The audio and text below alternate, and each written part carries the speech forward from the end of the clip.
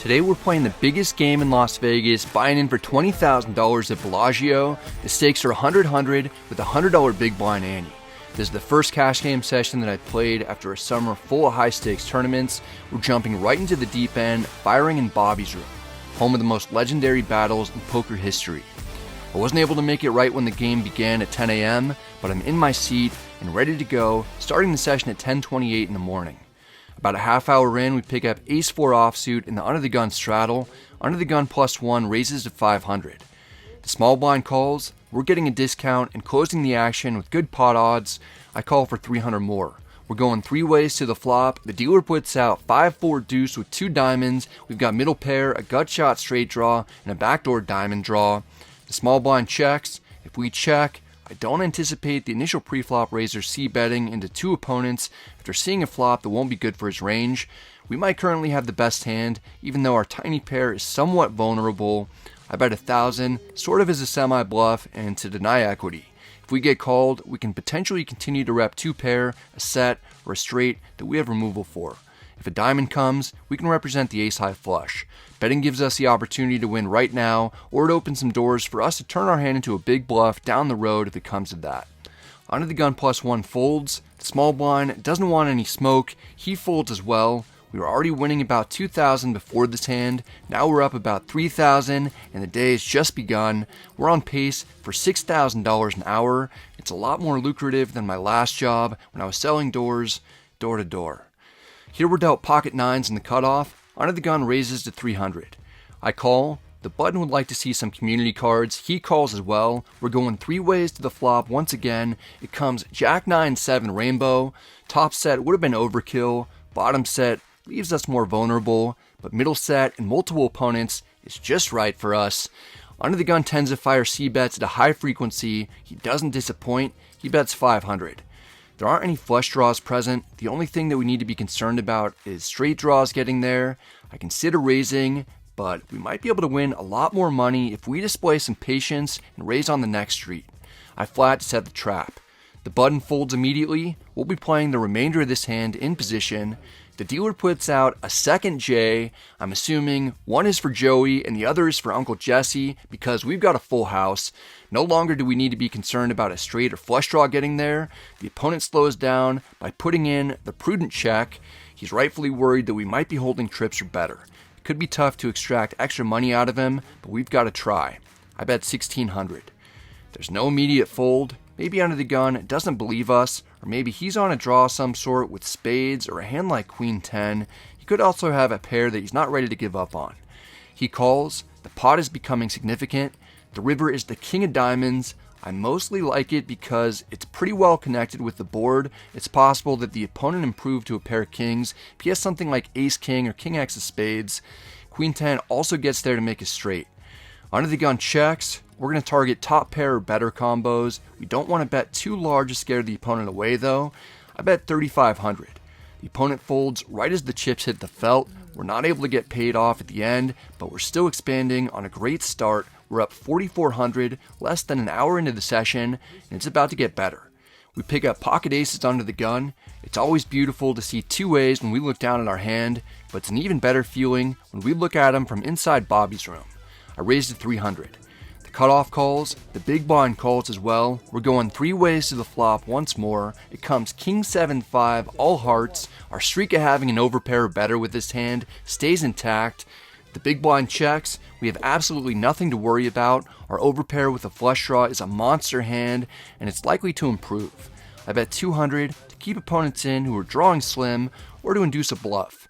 The cutoff mistakes our bet for weakness. He almost immediately goes to his stack and raises to 900. Usually when people act quickly and raise, it's to exude strength when they've actually got air. It's even more likely that's the case right now when we've got removal to the nuts.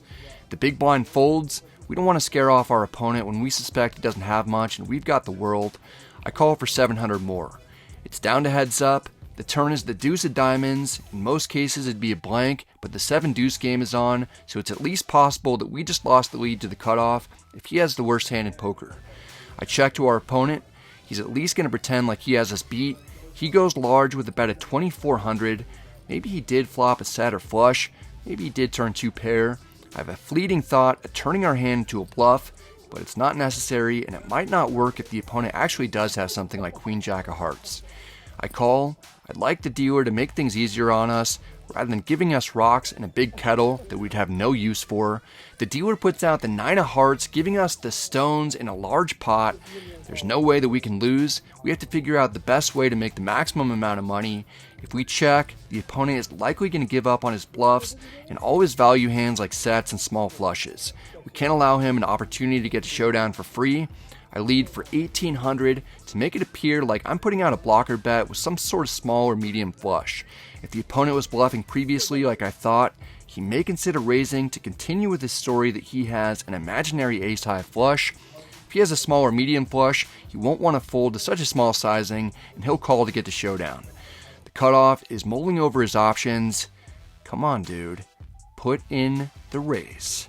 After 25 seconds in the tank, he thinks better of it and folds. I'm okay with the outcome. The opponent later tells the table that he had the 9 high flush before I let him know that that's tough because the 9 of hearts came out on the river. After that, he pretends that he had 7 deuce instead. I don't believe him on that lie either. He probably didn't have much of anything and got caught making a move with dust. Meanwhile, we've won $7,000 exactly an hour into the session, eclipsing the $6,000 hourly that we were on pace for at the start. There's still a lot of poker left to play as well. Next, we're dealt 5-4 suited in middle position with the stand-up game on. We need to win a hand in order to avoid paying out $300 to each player at the table. I raised to 500. It's a larger sizing to dissuade more opponents from coming in. Maybe we can win this pre-flop to avoid paying out the $2,400 stand-up game tax. Matt Berkey's in the big blind. He's not going to let us win that easily. He 3-bets at 2,000. Matt has an incentive to be doing this light, but I kind of hope that he has a big hand so we can smash a hidden 2-pair or better hand and win a big pot. I call for 1,500 more. We're heads up in position. The flop comes Queen 3 deuce with 2 spades. We've got an open ender. Matt's contemplating his options. Ideally, he'll check, or at least not bet too large. I'd like to see at least one more community card. Matt bets 3,000. We're certainly not getting away from our hand at this junction. Matt may not even have a pair. In fact, I'm hoping that he has something like ace-king and he can pair his ace while we make the wheel. I call. The pot's getting very large now. The turn is the 4 of hearts, which gives us second pair to go with our draw. It might be just enough to get us into trouble as Matt bets 6,000. This isn't a board that'll generally be all that great for Matt after he 3-bets from the big blind, but I'm definitely concerned that he could have ace-5 suited, although we have removal to that. He could also have ace-queen, a set of queens, or an overpair, but he might only have ace-high or a flush draw, or maybe complete air. Matt is very capable of making big moves. I'm not inclined to fold, and we've got a decent amount going for us, including a pair that might currently be best. Matt only has 16,000 total. Let's put the pressure back on him and see if he really wants to play for all of it. What's their name? We jam for $16,000 with intentions of winning the pot without seeing a river. Matt has other ideas. He calls, and we could be in deep trouble. Sure. That's probably you. Matt shows ace-jack of spades. The first river is the 5 of spades. We hit 2 pair, but Matt hit a flush and a straight. The second river is the 10 of clubs. Matt ends up with ace-high there. We chop it up. We got it in as a 68% favorite in a pot over $40,000, but we end up splitting it. The first run out is the one that determines who wins the hand for the stand-up game. Matt won that one and is no longer on the hook for potentially having to pay everyone out while we still need to win. The very next hand, we're under the gun +2 with ace-queen offsuit. Under the gun straddled, I raised to 600. The straddler needs to win a hand as well. He 3-bets to 2,600. He could have called to close the action and see a flop. We raised and we were second to act, so I doubt he's re-raising us all that light even though we have removal to big combos. I call for 2,000 more to see a flop in position. The dealer puts out 8-5-3 rainbow. We completely brick it. I have no idea if our strong ace is best or not. The opponent bets 3,800, putting us in an uncomfortable position, particularly because we don't even know if we're currently holding the best ace high.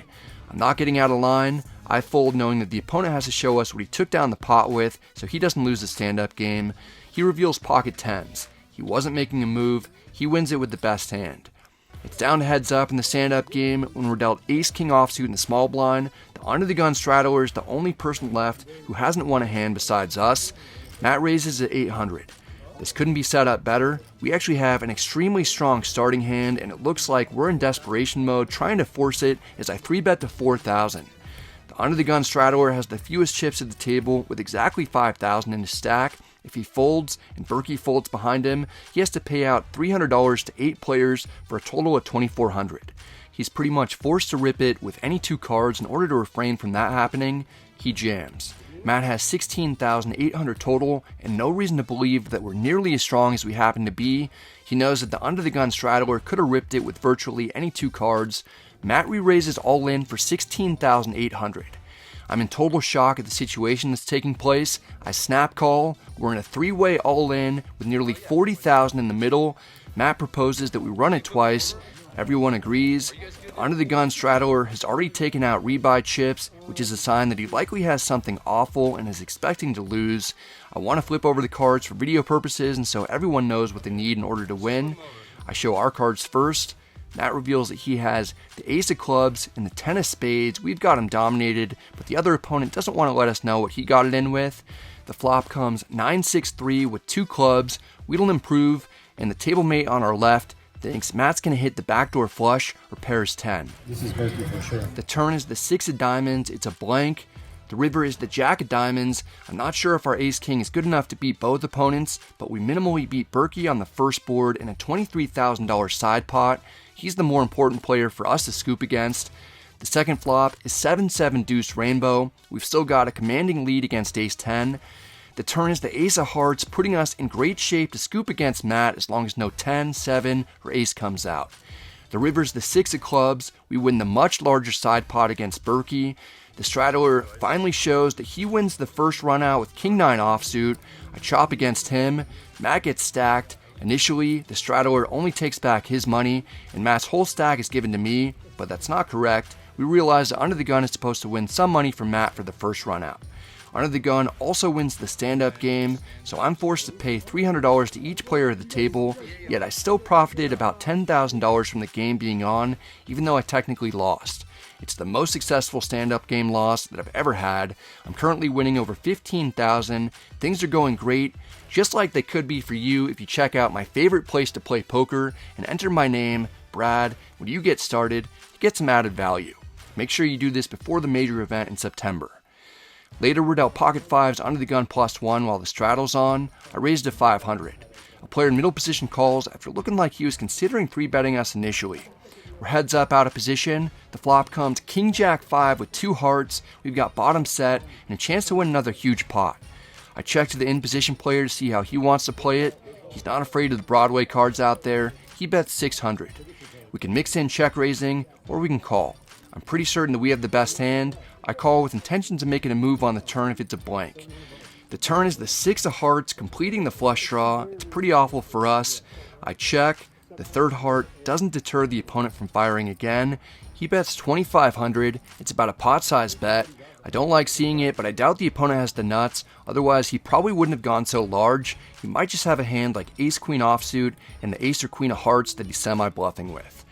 I call. If we can hit another full house, that would make this situation a lot better.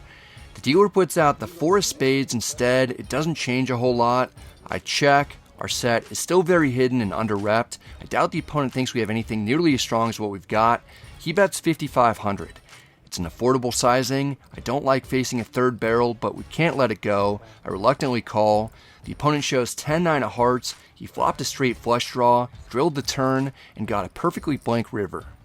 Why did you just fold river? But I didn't.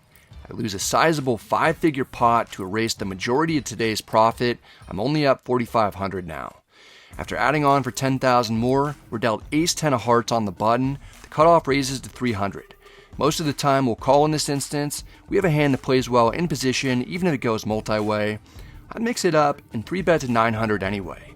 The cutoff is going to have a lot of junk that he opens with that still has equity against us. I wouldn't mind him folding or calling and playing worse hands from out of position. Our image is solid, but the cutoff is a perfect candidate to go on Love is Blind. He doesn't care about appearances as he 4-bets to 3,300. I'd call this amount anyway, but with the 7 deuce game on, we're definitely not going anywhere. I call for 2,400 more. We're heads up. The flop comes king queen 5 rainbow. We've only got a gutter for Broadway.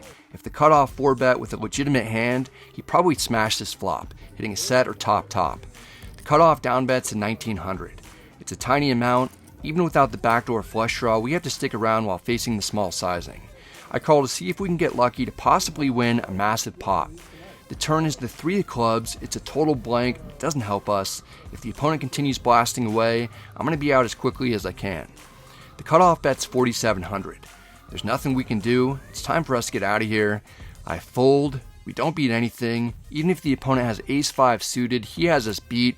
The cutoff is nice enough to show for the vlog that he has a jack, and it's accompanied by the king of clubs. He got a bit out of line with his 4-bet pre-flop, but it works out great for him to win a huge pot. Yeah. Dude, I really wanted you to make 2 pair. That's a frustrating way to lose another $5,000 after being up a lot earlier. I'm now down several thousand. It's time for a bomb pot. All 9 of us put in $300 each, and we go straight to a flop. We're dealt jack 8 offsuit under the gun +1. The flop comes 8-5 deuce with 2 diamonds. We've got a vulnerable top pair and a backdoor flush draw. Checks to us. In a bomb pot with 8 opponents, top pair isn't all that great, but if I check, I'd call a bet anyway. We might as well push the action ourselves to deny equity in case we're currently best. I bet 1,200. If anyone raises, we're gonna have to give up. Matt Berkey's on the button and needs to get revenge for the all-in that we won against him earlier. He calls. The small blind must have a piece. He calls as well. The opponents likely have 1 pair at best or draws of some sort. 3 of us are still in. The turn is the 6 of spades, completing some unlikely straights and putting a second flush draw out there. The small blind checks. Someone might have connected with this turn, and after we got called in 2 spots, I'm not interested in making the pot any larger than it already is. I check to see what Matt wants to do. He's okay with seeing a free river. He checks back. I doubt that he has much, otherwise he would have bet. The river is the 10 of hearts. Although it's not great to see an overcard come out, this kind of as blank of a river as it gets. 9-7 already made a straight on the turn, and any card below our 8 would have paired the board or completed some other straights. After seeing it check through on the previous street, the small blind's going to take a stab at it. He bets 3,000. I'm not sure what he's representing other than a straight or some sort of river 2-pair type of hand. It's very possible that he missed a flush draw, and he's making a last-ditch effort to steal the pot with a combo that can't win at showdown. I'm not very concerned about Berkey behind us having a hand strong enough to overcall if we stick around. I call it a bluff catch. Berkey pretty quickly lets his cards go. The small blind announces that he has 2 pair. I tell him he's good. He turns over 8-6 offsuit. He drills the 3-outer on the turn to win several thousand from me. I might have hit the nos too early at the start of the session, and I didn't leave any for the end. Things have taken a turn for the worst. All of a sudden, I'm down 8,500. This is a large game, so it's not that much to be losing, but I'm not a big fan of going on a 25k swing in the wrong direction. Shortly after, we're dealt ace-10 offsuit in the big blind. The cutoff raises to 300. He's the nemesis from the previous hand who won with 8-6. The button calls. I call for 200 more to close the action. We're going 3 ways to the flop. It comes ace-queen-6 with 2 hearts. We've got top pair. I checked the initial pre-flop raiser. He knows that 2 high Broadway cards out there is better for his range. He bets 500. The button doesn't enjoy being the monkey in the middle. Once he realizes that I've still got cards, he folds. We're going to be playing the guessing game as to whether or not our top pair with a medium kicker is the best hand or not. I call, it's down to heads up, and there aren't going to be a lot of runouts that we like. The turn is the 9 of spades. Ace-9 takes the lead against us. I check. The cutoff is seemingly so confident that he's best. He keeps the pressure on with a bet of 2,000. If we want to see the next card, we're going to have to call about a pot-sized bet. This isn't a fun spot to be in, but we can't give up. I call one more time. The pot is increasing at a rapid rate. The river is the king of spades. It's another card that doesn't help us. I check. The only thing that we have going for us at the moment is that the front door flush draw missed. The cutoff isn't going to fire a third bullet. He's just going to tell us what he has. Ace queen. That is good. This hand is gone. It's getting very tough to find wins. I keep showing up with decent but second best hands no matter what the situation is. I'm stuck $11,000, but I'm doing a decent job at maintaining a positive attitude so that I don't make a bad situation worse by tilting off a lot of money. The very next hand we're dealt ace-10 again, this time we're suited. Berkey raises to 300 from middle position, the cutoff calls, we're in the small blind, I call for 200 more, 3 of us are seeing the flop, the dealer puts out Jack 8-8 rainbow, we've got nothing except an over and some backdoor draws. All of us check, the turn is the 3 of hearts, it's a total blank, I check, Berkey must not have much, he checks, the cutoff is someone that I've never played with before today, but earlier on in the session, I saw him do some bizarre things like open limp, then turn hands into bluffs in spots that don't make sense. He bets 500. I'm not sure how the 3 helps him, I doubt it does. I call knowing that it'd be tough for Berkey to overcall, even if he has a better ace-high or small pocket pair. Berkey folds, it's down to heads up. The river is the ace of diamonds, we hit a sweet top pair to take the lead against small to medium pairs and pairs of jacks. I check, the cutoff may feel inclined to bluff again if he has a missed straight draw. He bets 1,000. I call, the opponent has a hand that I didn't expect to see. He turns over the winner with ace-king of spades. He chose not to 3-bet at pre-flop. He turned his hand into a bluff on the turn, then hits what turns out to be the case ace to get paid because when I turn over our ace, Berkey lets us know that he had one too. Wow, I had ace queen. Ace queen? Yeah. Wow. You saved it. He saved me. I'm really glad to have saved Matt. Some people are selfish and they're only out playing high stakes to win a lot of money. Not me. I'm out to help others not lose as much. At least that's what my job is today, while I take all the big blows. For the 3rd hand in a row, we pick up ace-10, we're on the button. If we pick up any hand 3 times in a row, we're going to be playing regardless of what it is, particularly if we lost with it the previous 2 times. It's hard to lose with the same combo 3 hands in a row, that's just basic statistics. I raised to 300. Small blind may be sensing that I'm frustrated because he has eyes and he's seen me lose every significant pot in cruel ways for the past hour and a half. He 3-bets to 1,300. This is an incredibly rude play by him. The big blind doesn't immediately get out of the way.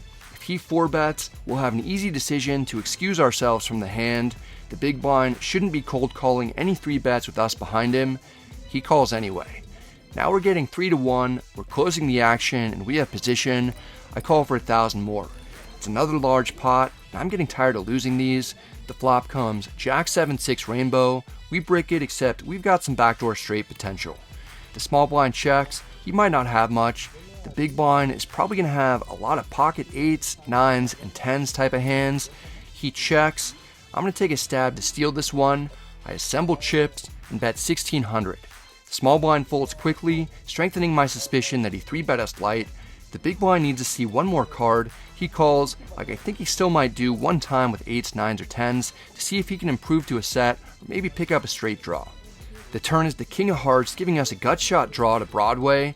The big blind checks. While there's some chance that he's slow playing a set, if he doesn't have one, he's not going to like this king very much because I doubt he cold called a 3-bet with king jack or any other combo containing a king that he also called a flop bet with. There's very little chance that he turned top pair or 2 pair. I mostly put him on 3rd pair type of hands or worse. I'm going to keep the heat on while we have a draw to the nuts as a backup plan. I bet 2,500. The big blind folds immediately. He doesn't have much like we suspected. I told you that ace-10 isn't likely to lose 3 times in a row. We take down a large pot to get the momentum back on our side. For the first time today, we pick up 7 deuce suited. If we win with it, everyone at the table owes us 300 each. I raised to 300 from middle position. Berkey's in the big blind. If he lets his cards go, we'll secure $2,400 in bonus chips. He calls instead. We're going to have to try and win this one post-flop. The dealer puts out 8-8-3 rainbow. There's a much better flop for Matt's range, and he knows it. He checks. I can't represent a ton of trip 8 combos. I check back. Maybe we can get a run out that'll be good for our range, and we can steal the pot on a later street. The turn is a 10 of hearts. Okay, Broadway cards are good for us. The big blind checks. We can wrap a 10, particularly after checking back the flop. I bet 200 to get Matt to fold his complete junk. Our opponent doesn't want to fold for that price. He flicks in calling chips. Still, he might not have a whole lot. The river is the queen of clubs. It's great for us to see a face card. We can have plenty of top pair combos. The big blind checks. If we can get a successful bluff through, we win 3,600 total. I bet 700 to make it look like I'm going for value as something relatively strong. Matt's replaying the action in his head to piece together the story that we're telling. We bet on fourth, then an overcard came out and we're still betting. Maybe we checked back a hand like aces on the flop. Maybe we've got queen x of hearts or queen 10. The big blind folds, we get it through and have to show the table our 7 deuce in order to redeem the worst hand in poker for $300 from each player at the table. It's a nice bonus. I'm still down 7,000 on the session, but with the stakes this high, we're only one pot away from being up 5 figures. Next we look down at pocket nines on the button. Under the gun +1 raises to 300. He's going to get a lot of customers. The hijack calls, the cutoff calls, I call.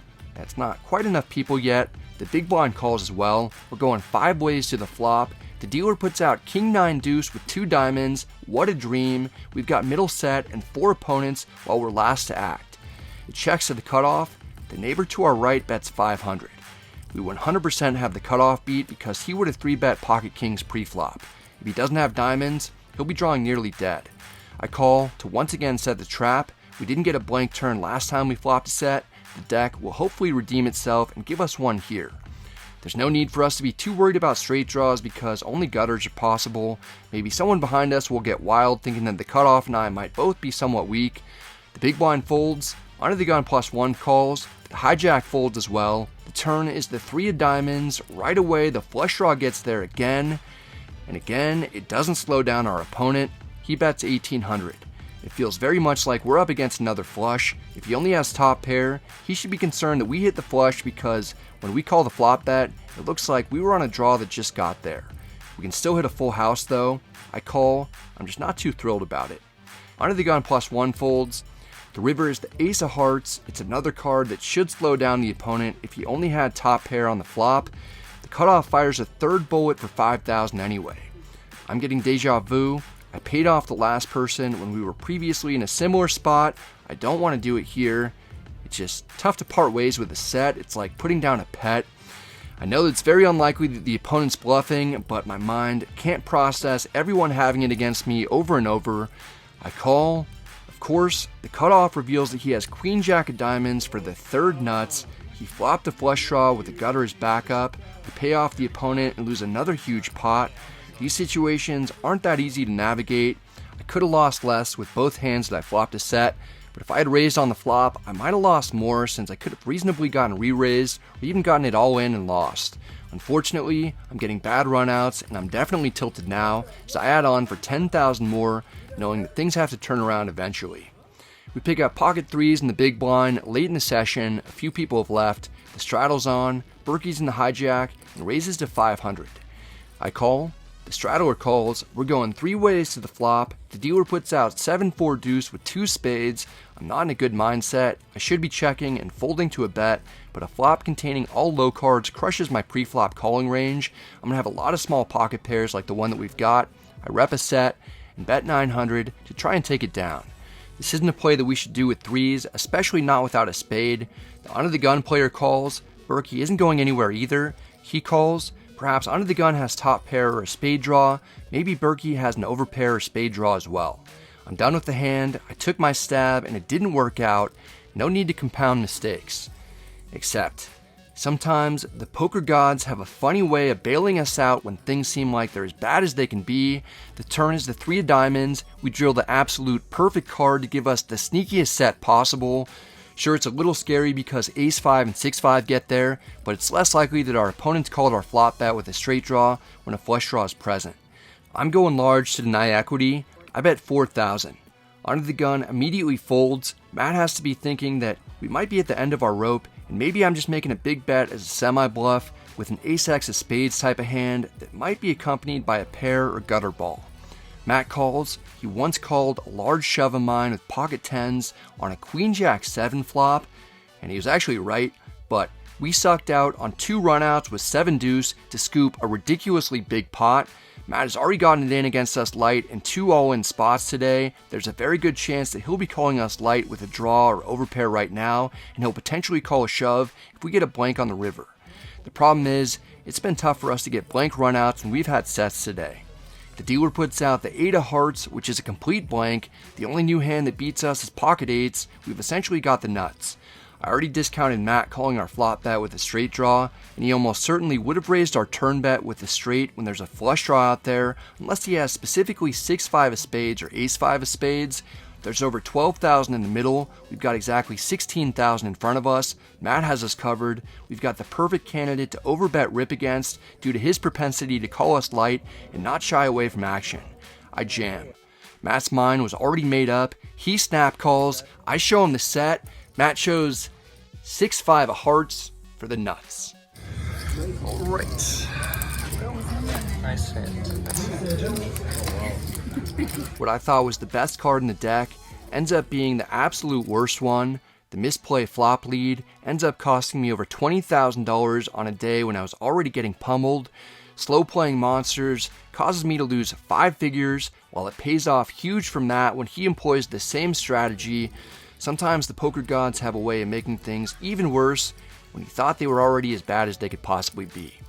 I had some rough days selling doors door to door, but at least I never had any that resulted in me losing $8,000 an hour.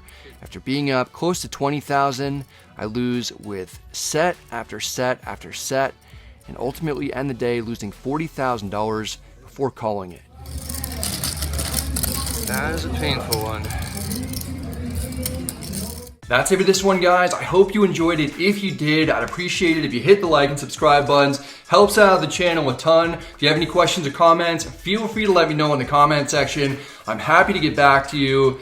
Some of you guys may have seen this on Rumble first. I'm putting them out a few hours earlier on Rumble.